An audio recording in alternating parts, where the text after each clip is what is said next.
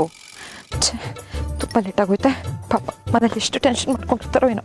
ಈ ಬಸ್ ಬೇರೆ ಕರೆಕ್ಟ್ ಟೈಮಿಗೆ ಬರಲ್ಲ, ಏನಿಲ್ಲ. ಕರ್ಮ ಕರ್ಮ. ನನಗೆ ಬೇರೆ ಇಷ್ಟೊತ್ತಲ್ಲಿ ಒಬ್ಬಳೆ ಓಡಾಡೋ ಅಭ್ಯಾಸ ಇಲ್ವೇ? ಛೇ, ಯಾರಾದರೂ ಹೊತ್ಕೊಂಡು ಹೋಗ್ಬಿಟ್ರೆ ಬಿಡ್ತು ಏನೇನು ಯೋಚನೆ ಮಾಡಿ.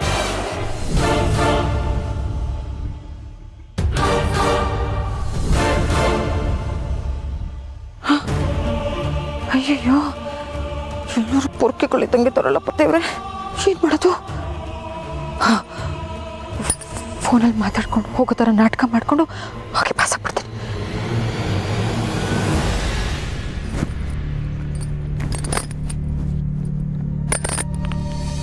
ಹಲೋ, ಪಿ ಸಿ ಕಾಶಿ ಅವರು ಇದ್ದಾರಾ? ಮಜಾ ಮಾಡಿ ಬಂದ್ಬಿಟ್ಟೆ. ಇನ್ನೇನು ಬಂದೆ ಗುರು. ಯಾವುದೋ ಇದು ಓಮ್ಲಿ ಫಿಗರು ಸಖತ್ತಾಗಿದೆ. ಏನು ನೋಡ್ತಾ ಇದ್ರೆ ಹಿಡ್ಕೊಂಡ್ರು.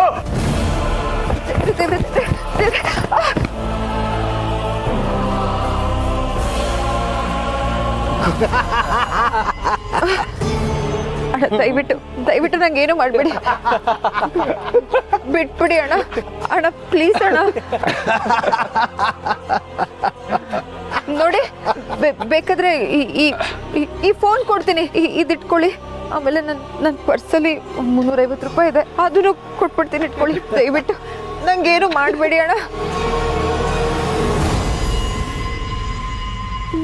ನಿಮ್ಮ ಮನೇಲಿರೋ ಅಕ್ಕನೋ ತಂಗಿನೋ ಅನ್ಕೊಳ್ಳಿ, ಪ್ಲೀಸ್ ಅಣ್ಣ. ಏಯ್, ಅಕ್ಕ ತಂಗಿಯರೆಲ್ಲ ಮನೇಲಿರ್ತಾರೆ.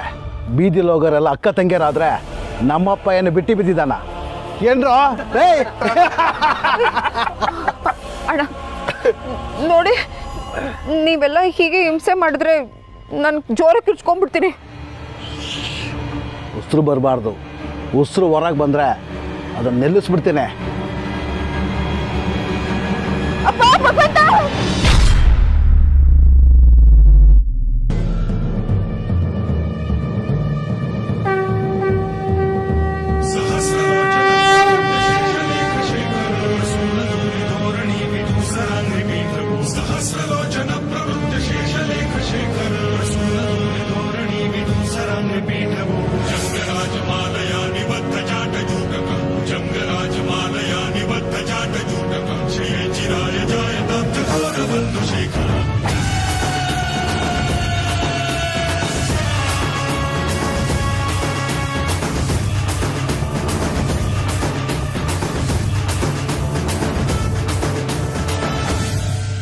ಲೋ, ಯಾರೋ ನೀನು? ಹೋಗಿ 9 ಹೇಳ್ತೀನಿದ್ಯಾ? ಅಯ್ಯ, ನಮ್ಮ ಹುಡುಗಿ ನೋಡಿತ್ಯಾ? ಆಯ್,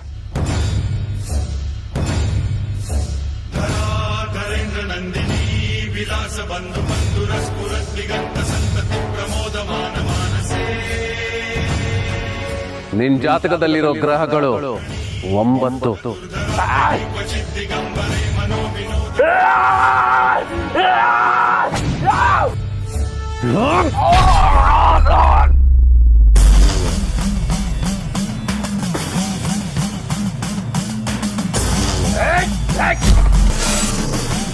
ನಿನ್ ಮೈಗಟ್ಕೊಂಡಿರೋ ದ್ವಾರಗಳು 9.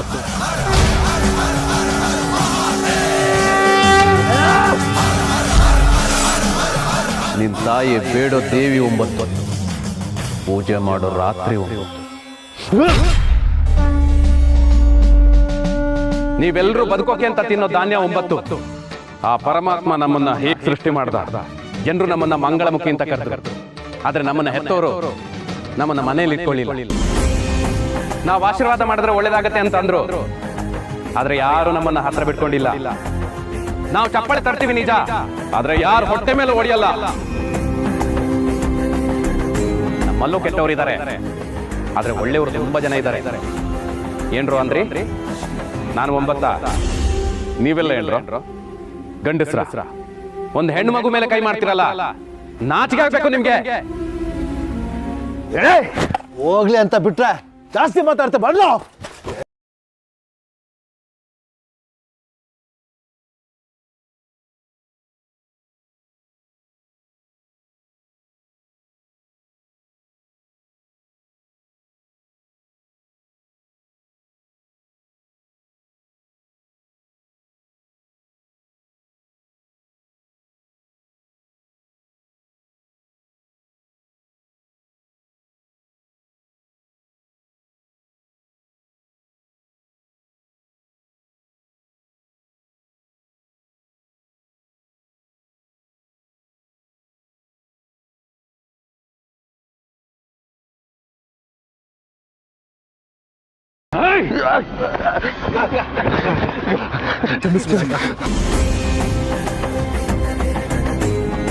ಅಕ್ಕ ಇನ್ನು ಯಾವತ್ತು ಯಾವ ಹೆಣ್ಮಕ್ಳು ಸವಸ್ತು ಹೋಗೋದಿಲ್ಲ. ನಮ್ಮನ್ನು ಬಿಟ್ಬಿಡಿ ಅಕ್ಕ.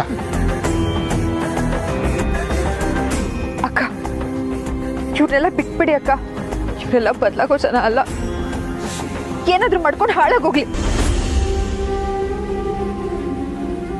ಬಿಟ್ಬಿಡಿ. ಹೋಗ್ರೋ.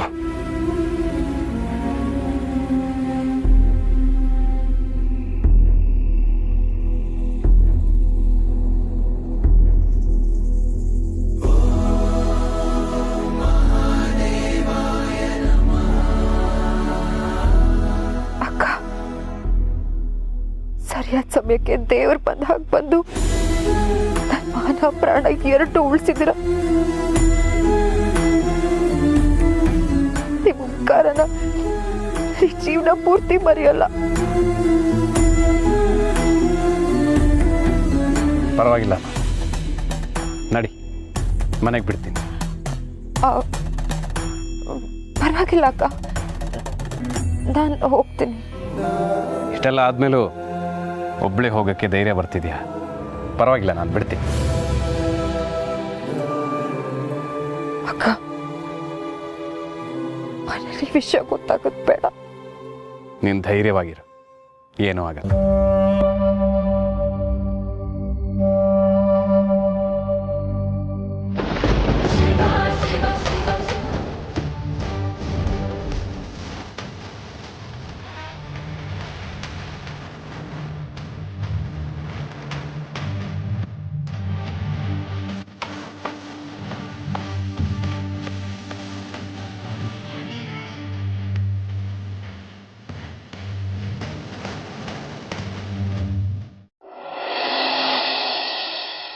ಮಾತಾಡ್ಬೇಡ ನೀನು. ಎಷ್ಟೊಂದು ಕೊಟ್ಟಿದ್ದೆ ಟೈಮ್ ಇವಾಗ? ಅಲ್ಲ, ಯಾಕೆ ಇಷ್ಟೊಂದು ಬೇಜವಾಬ್ದಾರಿ ನಿನಗೆ? ಮನೇಲಿ ಕಾಯ್ತಿರ್ತಾರೆ ಅನ್ನೋ ಸಣ್ಣ ಸೆನ್ಸ್ ಬೇಡ ನಿನಗೆ? ಜೀವನ ಎಲ್ಲ ಬರೀ ಟೆನ್ಷನ್ ಟೆನ್ಷನ್ ಟೆನ್ಷನ್ ಎಲ್ಲ ನಿನ್ನಿಂದಾನೆ. ಸಾಕು, ಸುಮ್ಮನಿರ್ರಿ. ಆಚೆ ಹೋಗಿ ದುಡ್ಕೊಂಬರೋರ್ ಕಷ್ಟ ಮನೇಲಿರೋ ನಿಮ್ಗೆ ಏನ್ರಿ ಗೊತ್ತಾಗತ್ತೆ? ಟ್ರಾಫಿಕ್ಕು, ಆ ರಶ್ಶು, 1000 ಜನರ ಮಧ್ಯೆ ಓಡಾಡ್ಕೊಂಡು, 100 ಜನರ ಮಧ್ಯೆ ಕೆಲಸ ಮಾಡಿಕೊಂಡು, 10 ಜನರ ಹತ್ರ ನಾವು ತಪ್ಪು ಮಾಡಿಲ್ಲ ಅಂದ್ರೂ ಅನ್ಸ್ಕೊಂಡು ಬರ್ತೀವಲ್ವಾ? ಆ ಕಷ್ಟ ಏನು ಅಂತ ಮನೇಲಿ ಕುತ್ಕೊಂಡು ಕೆಲಸ ಮಾಡೋರಿಗೆ ಏನ್ರಿ ಗೊತ್ತಾಗತ್ತೆ? ಏನಂದೆ? ಮನೆ ಕೆಲಸ ಮಾಡೋದು ಅಂದ್ರೆ ಅಷ್ಟೊಂದು ಸುಲಭ ಅನ್ಕೊಂಡಿದ್ಯಾ? ಬೆಳಗ್ಗೆ ಬೇಗ ಹೇಳ್ಬೇಕು, ಮಕ್ಕಳಿಗೆ ಟಿಫನ್ ಬಾಕ್ಸ್ ರೆಡಿ ಮಾಡಬೇಕು, ಅಪ್ಪನಿಗೆ ಶುಗರ್ ಇರೋದ್ರಿಂದ ಸಪರೇಟಾಗಿ ಅಡುಗೆ ಮಾಡಬೇಕು, ಬಟ್ಟೆ ಒಗಿಬೇಕು, ಪಾತ್ರೆ ತೊಳಿಬೇಕು, ಗ್ಯಾಪಲ್ಲಿ ಯಾರಾದ್ರೂ ಬಂದ್ರೆ ಅವ್ರನ್ನ ಸರಿಯಾಗಿ ವಿಚಾರಿಸ್ಕೋಬೇಕು. ಎಲ್ಲ ಕೆಲಸ ಮುಗಿತಲ್ಲ ಅಂತ ರಾತ್ರಿ ನೆಮ್ಮದಿಯಾಗಿ ಮಲ್ಕೊಳಕ್ ಹೋದ್ರೆ ನಾಳೆ ಬೆಳಗ್ಗೆ ತಿಂಡಿಗೆ ಏನ್ ಮಾಡ್ಬೇಕು ಅಂತ ಚಿಂತೆ. ಎಷ್ಟು ಕಷ್ಟ ಅನ್ಕೊಂಡಿದ್ಯಾ ನೀನು? ಇದೆಲ್ಲ ಕೆಲಸ ಮಾಡಕ್ ಆಗದೆ ಇರೋರು ಹೇಳೋ ಮಾತು. ತಾಯಿ, ಕೆಲಸ ಮಾಡಿ ಅನುಭವಿಸಿನೇ ತೀರ್ಮಾನಕ್ಕೆ ಬಂದಿರೋದು ಮನೆ ಕೆಲಸನೇ ಕಷ್ಟ ಅಂತ. ನಾನು ಆಫೀಸ್ಗೆ ಹೋಗಿ ಕೆಲಸ ಮಾಡಿ ಬಂದೇ ಹೇಳ್ತಿರೋದು, ಹೊರಗಡೆ ಹೋಗಿ ದುಡಿಯೋದೇ ಕಷ್ಟ ಅಂತ. ಗಿರಿ, ಮನೆ ಕೆಲಸ ಕಷ್ಟ ಇಲ್ಲ ರೀ, ಹೊರಗಡೆ ಹೋಗಿ ದುಡಿಯೋದೇ ಕಷ್ಟ. ಮನೆ ಕೆಲಸ ಕಷ್ಟ. ಆಫೀಸ್ಗೆ ಹೋಗೋದು ಕಷ್ಟ. ಮನೆ ಆಫೀಸು, ಮನೆ ಆಫೀಸು, ಮನೆ. ಗಿರಿಜಮ್ಮ,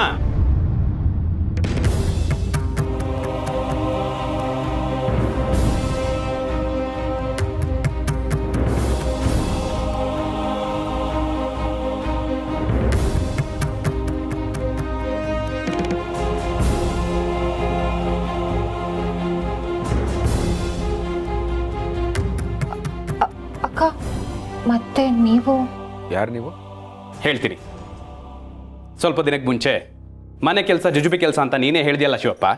ಮತ್ತು ನೀನು ಹೊರಗೋಗಿ ದುಡಿಯೋದು ಏನು ಮಹಾನ್ ಕೆಲಸ ಅಂತ ಹೇಳ್ದೆ ಅಲ್ವಾ ಗಿರ್ಜಮ್ಮ? ಈಗ ನೋಡಿದ್ರೆ ಒಬ್ರಿಗೊಬ್ರು ವಿರುದ್ಧವಾಗಿ ಮಾತಾಡ್ತಿದ್ದೀರಾ. ನಮ್ಮನೆ ವಿಷಯ ಎಲ್ಲ ಮಾತಾಡ್ತಾ ಇದ್ದೀರಲ್ಲ. ನಮ್ಮ ಗಿರಿ ಹೇಗೆ ಪರಿಚಯ ನಿಮಗೆ? ನನಗೆ ನಿನ್ನ ಹೆಂಡತಿ ಗಿರಿ ಮಾತ್ರ ಅಲ್ಲ, ಎಲ್ಲರೂ ಪರಿಚಯ. ನಾನು ಎಲ್ಲರೂ ನೋಡಿದ್ದೀನಿ.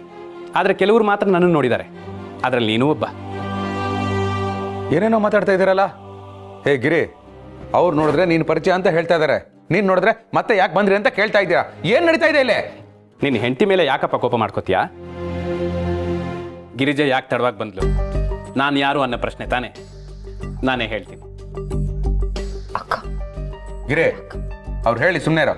ನೀವು ಹೇಳಿ.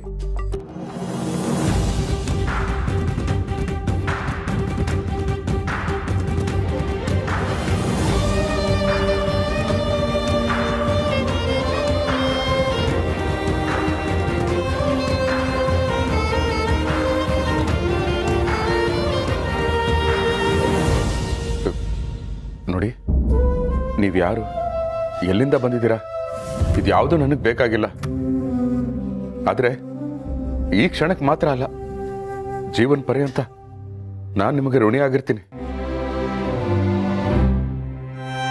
ಆ ಜಾಗದಲ್ಲಿ ಬೇರೆ ಯಾರಾದರೂ ಗಂಡಸಿದ್ದಿದ್ರೆ ನಮ್ಗೆ ಯಾಕೆ ಬೇಕು ಅಂತ ಓಡೋಗಿರೋನು, ಅಥವಾ ಹೆಂಗಸಿದ್ದಿದ್ರೆ ಪಾಪ ಭಯ ಪಡ್ಕೊಂಡು ಹೋಗ್ಬಿಟ್ಟಿರೋರು.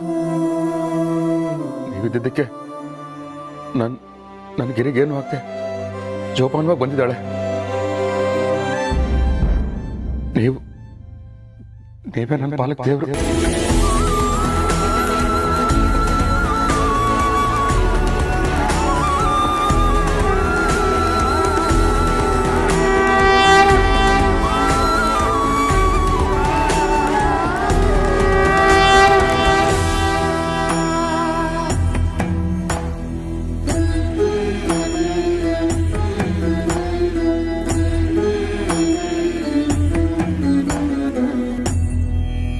ಗಿರಿ,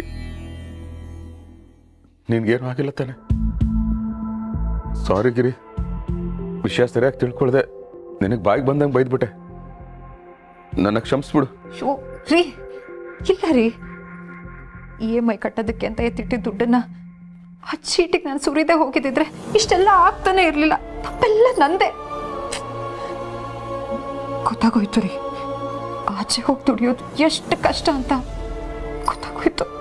ಇಲ್ಲ ಗಿರಿ, ಆಚೆ ಹೆಂಗೋ ಅಡ್ಜಸ್ಟ್ ಮಾಡ್ಕೊಂಡು ಕೆಲಸ ಮಾಡ್ಬೋದು. ಆದರೆ ಮನೆ ನಡೆಸೋದು, ಮನೆ ನೋಡ್ಕೊಡೋದು, ಮನೆ ಮೇಂಟೈನ್ ಮಾಡೋದು ಇದು ತುಂಬ ಕಷ್ಟಕರವಾದ ಕೆಲಸ. ನನಗೀಗ ಅದು ಅರ್ಥ ಆಯ್ತು. ನಂದೇ ತಪ್ಪು. ರೀ ಇಲ್ಲ ರೀ, ನಂದೇ ತಪ್ಪು. ಇಲ್ಲ ಗಿರಿ, ನನ್ನ ತಪ್ಪು. ತಪ್ಪು ನಿಂದು ಅಲ್ಲ, ಇವಳ್ದು ಅಲ್ಲ, ಮತ್ತೆ ನಿಮ್ಮಿಬ್ರದ್ದು. ಈಗ ನಿಮ್ಮಿಬ್ರು ಧ್ವನಿಯಲ್ಲಿ ಇದ್ದ ಏಕತೆ ನಿಮ್ಮ ಅಭಿಪ್ರಾಯಗಳಲ್ಲಿ ಇರಲಿಲ್ಲ.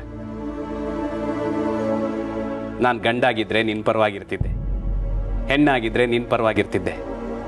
ಆದರೆ ನನ್ನಲ್ಲಿ ಗಂಡು ಹೆಣ್ಣು ಎರಡು ಬೆರೆತೋಗಿದೆ. ಅದಕ್ಕೆ ನಿಮ್ಮಿಬ್ರು ಮನಸ್ಸನ್ನು ಅರ್ಥ ಮಾಡ್ಕೊಳ್ಳೋ ಶಕ್ತಿ ನನಗಿದೆ. ನಾನೀಗ ಏನೇ ಹೇಳಿದ್ರು ಗಂಡು ಹೆಣ್ಣಿನ ತಪ್ಪು ಒಪ್ಪುಗಳನ್ನು ಲೆಕ್ಕ ಮಾಡಿಕೊಂಡೇ ಹೇಳೋದು.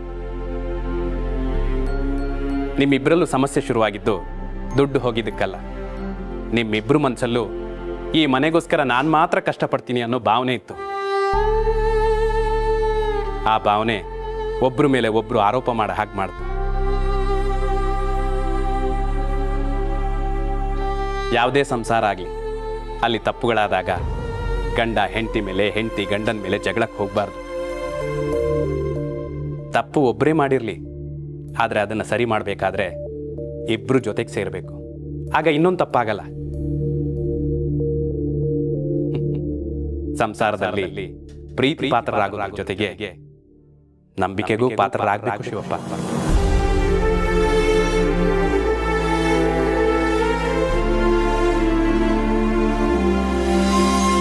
ಗಂಡ ಹೆಂಡತಿ ಮಧ್ಯೆ ನಿಜವಾಗ್ಲೂ ಪ್ರೀತಿ ಇತ್ತು ಅಂದರೆ ಅವ್ರ ಮಧ್ಯೆ ಯಾವುದೇ ರಹಸ್ಯ ಇರಲ್ಲ. ಒಬ್ರಿಗೆ ಗೊತ್ತಾಗದೆ ಇನ್ನೊಬ್ರು ಏನೇ ಕೆಲಸ ಮಾಡಕ್ ಹೋದ್ರು ಅದು ತಪ್ಪೇ ಗಿರ್ಜಮ್ಮ.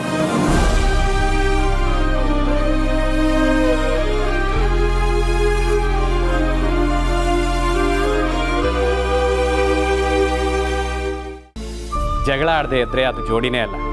ಆದರೆ ಕೋಪ ಅನ್ನೋದು ಆಗಾಗ ಬರ್ತಾ ಇರಬೇಕು, ಹೋಗ್ತಾ ಇರಬೇಕು. ಆದರೆ ಆಗ ಬಂದಿರೋ ಕೋಪ ಇನ್ನೂ ಉಳ್ಕೊಂಡಿದೆ ಅಂದರೆ ಆ ಜೋಡಿಲಿ ಏನೋ ಸಮಸ್ಯೆ ಇದೆ ಅಂತ ಅರ್ಥ.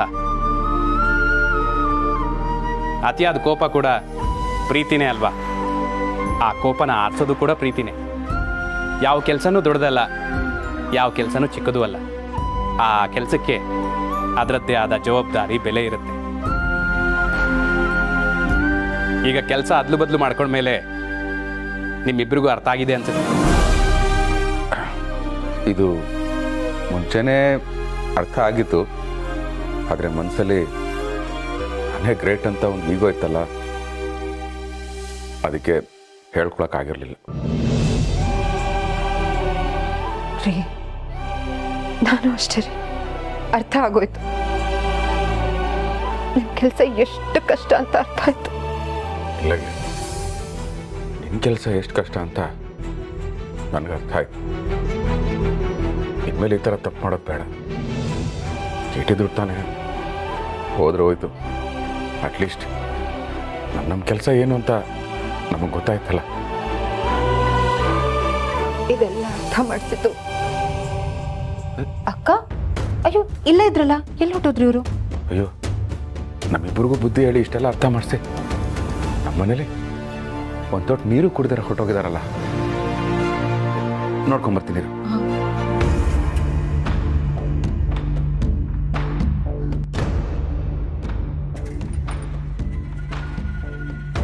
ಅಮ್ಮ ಅಮ್ಮ, ಎಲ್ಲೊಟ್ಟೋದ್ರು? ಅಪ್ಪ, ಕಾಶಿ ಚಿಕ್ಕಪ್ಪ ಫೋನ್ ಮಾಡಿದ್ದಾರೆ. ಹಾಂ, ಹೇಳಿ ಕಾಶಿ ಅವರೇ. ಶಿವರೇ, ಒಂದು ಗುಡ್ ನ್ಯೂಸ್. ನಮಗೆಲ್ಲ ಚೀಟಿ ವ್ಯವಹಾರ ಮಾಡ್ತೆ ಅಂತೇಳಿ ಹೇಳಿ ದುಡ್ಡು ಎತ್ತಾಯ್ಕೊಂಡು ಹೋಯ್ದಾಳಲ್ಲ, ಅವಳು ಸಿಕ್ಕಾಕೊಂಡವಳು ಮರ್ರೆ. ಹೌದಾ? ಹೌದು ಮರ್ರೆ. ಯಾರ್ಯಾರು ದುಡ್ಡು ಕಳ್ಕೊಂಡಿರೋ ಅವರಿಗೆಲ್ಲ ನಾಳೆಯೇ ಸೆಟಲ್ಮೆಂಟ್ ಆಗ್ತಮ್ರ. ಕಷ್ಟಪಟ್ಟು ದುಡ್ಡು ಎಲ್ಲೂ ಹಾತಿಲ್ಲ ಅಂಬಕ್ಕೆ ಇದೇ ಸಾಕ್ಷಿ ಮರ್ರೆ. ಅವಳು ಕೈಗೆ ಸಿಗಲ್ಲ ಅಂತ ಹೇಳಿದ್ರೆ ಇದೆಲ್ಲ ಹೇಗೆ ಸಾಧ್ಯ ಆಯ್ತು? ಅದು ಯಾರೋ ಮಂಗಳಮುಖಿ ಅಂಬ್ರು ನಮ್ಮ ಸ್ಟೇಷನಿಗೆ ಬಂದು ಅವಳಿಪ್ಪು ಲೊಕೇಶನ್ ಹೇಳಿ ಹೋಯ್ದಾಳು. ನಾವು ಬಿಡುತ್ತಾ ಹೋದೆ ಎತ್ತಾಯ್ಕೊಂಡು ಬಂತು. ಮಂಗಳಮುಖಿನ?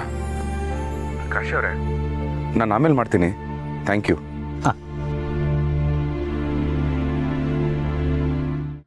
ಹಾಗಿದ್ರೆ ನಮ್ಮ ಮನೆಗೆ ಬಂದವರು ಯಾಕೆ ಶಿವಪ್ಪ ಹೊರಗೆ ಬಂದಿತ್ತಿದ್ಯಾ? ಏನಾಯ್ತು? ಅಮ್ಮ, ನಿಮ್ಮನ್ನು ಹುಡ್ಕೊಂಡೇ ಬಂದೆ. ಇದಕ್ಕಿದ್ದಂಗೆ ಎಲ್ಮಾಯ ಆಗ್ಬಿಟ್ರಿ.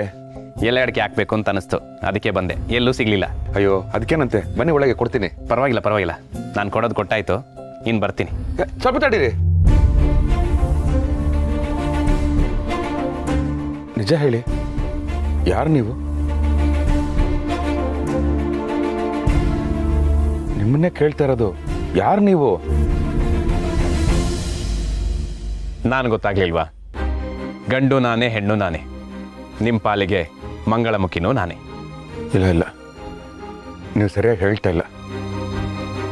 ನನ್ನ ಹೆಂಡತಿ ಪ್ರಾಬ್ಲಮಲ್ಲಿ ಸಿಕ್ಕಾಕೊಂಡಾಗ ಅವಳನ್ನು ಕಾಪಾಡಿದ್ದು ನೀವು, ಸೇಫಾಗಿ ಮನೆಗೆ ತಂದು ಬಿಟ್ಟಿದ್ದು ನೀವು, ನಮ್ಮಿಬ್ಬರಲ್ಲಿ ಸಮಸ್ಯೆ ಇರೋದನ್ನು ಸಾಲ್ವ್ ಮಾಡಿದ್ದು ನೀವು. ಈಗ ಕಳ್ಕೊಂಡಿರೋ ಚೀಟಿ ದುಡ್ಡು ಸಿಗ್ತಿದೆ ಅಂತ ಫೋನ್ ಮಾಡಿ ಹೇಳಿದ್ರು. ಇಷ್ಟೆಲ್ಲ ಮಾಡಿರೋದು ನೀವೇ. ದಯವಿಟ್ಟು ಹೇಳಿ, ಯಾರು ನೀವು?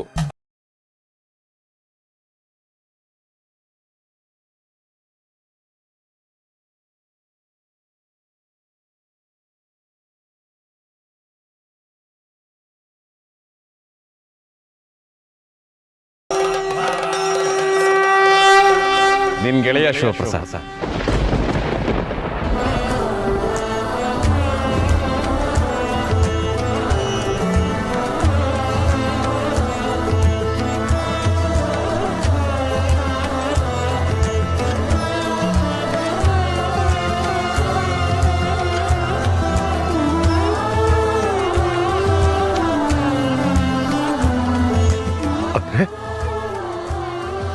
ನಮ್ಮನ್ನು ಕಾಪಾಡಕ್ ಬಂದಿದ್ದು ನನ್ನ ಗೆಳೆಯನ,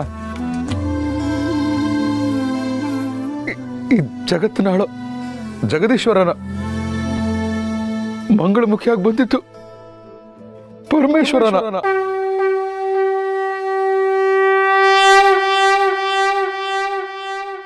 ಪರಮೇಶ್ವರ ಮಾತ್ರ ಅಲ್ಲ ಶಿವಪ್ರಸಾದ್, ಅರ್ಧನಾರೀಶ್ವರನೂ ಕೂಡ. ಭೂಮಿಗೆ